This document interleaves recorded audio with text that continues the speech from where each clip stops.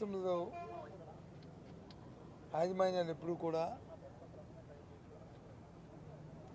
కొద్దిగా వాళ్ళు లాభాక్షనే కాకుండా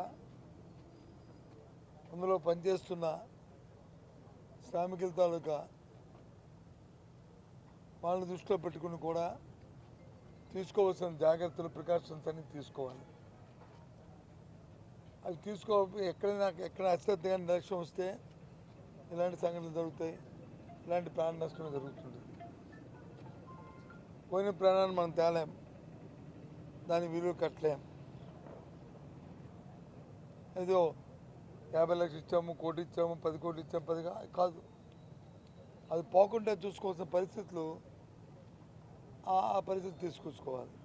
కొంత అక్కడ అశ్రద్ధ కనిపిస్తుంది మాకు తెలిసిన పరిజ్ఞానంలో.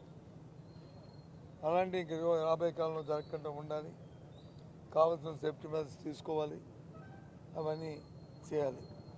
కరెక్ట్గా జరిగిన సమయం కూడా వాళ్ళు చెప్తున్న ప్రకారం షిఫ్ట్ చేంజ్ అవుతున్న సమయం, ఒక్కో షిఫ్ట్లో 50 మంది పనిచేస్తున్నా అక్కడ పనిచేస్తున్నప్పుడు షిఫ్ట్ చేంజింగ్లో వచ్చినప్పటికీ 70 మంది వరకు ఉన్నారు. అందుకు ఎక్కువ మందికి ఎఫెక్ట్ అయిపోవడం కూడా జరగడానికి కూడా కారణమైంది. అడిగాను, పత్రికల్లో అట్లా వచ్చింది, రియాక్టర్స్ అన్నీ బర్న్ అయ్యమంటున్నారు.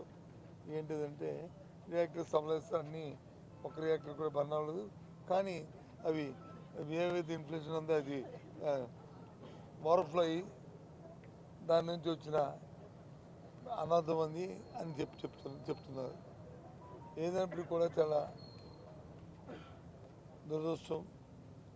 యాజమాన్యాలు దాని ప్రత్యేకమైన దృష్టిని వాళ్ళ ప్రాఫిట్ మోటివ్ ఏ విధంగా అయితే ఆలోచన చేస్తారో అదేవిధంగా ఆ పరిశ్రమ పనిచేస్తున్న ఆ కార్మికులు, ఆ ఉద్యోగుల భద్రత కూడా అంత ప్రాధాన్యత ఇవ్వాలని మేము మీ ద్వారా డిమాండ్ చేస్తున్నాను. ప్రభుత్వాలు కూడా ఆ దిశగా ఆలోచించాలని కోరుతున్నాను. ప్రభుత్వాలు కూడా రియాక్ట్ అయినప్పుడు, ఇలాంటి సంఘటన జరిగినప్పుడు ఓ ప్రోటోకాల్ ఉంటుంది. ఏ రకంగా దాని మీద స్పందించాలి, ఏం చేయాలి, ఏమైంది. ప్రభుత్వాలు అనేవి కంటిన్యూస్ ప్రాసెస్. ఏ ప్రభుత్వాలు ఉన్నప్పుడు కూడా ఆ ప్రోటోకాల్ని ఫాలో అవుతున్నారు. జరిగిన వెంటనే ఇమీడియట్ జిల్లా యంత్రాంగం అందరూ కూడా దాంట్లో ఇన్వాల్వ్ అవ్వాలి, వాటిలో చేయాలి. అలాగే ఎవరైనా క్షతగాత్రులు ఉంటే వారి కుటుంబాలకు వచ్చి ఆ డిసీజ్ కుటుంబాలకు వచ్చి వెంటనే తెలియజేయాలి. వెంటనే వాళ్ళకి వచ్చి ఒక స్థైర్యాన్ని కల్పించాలి.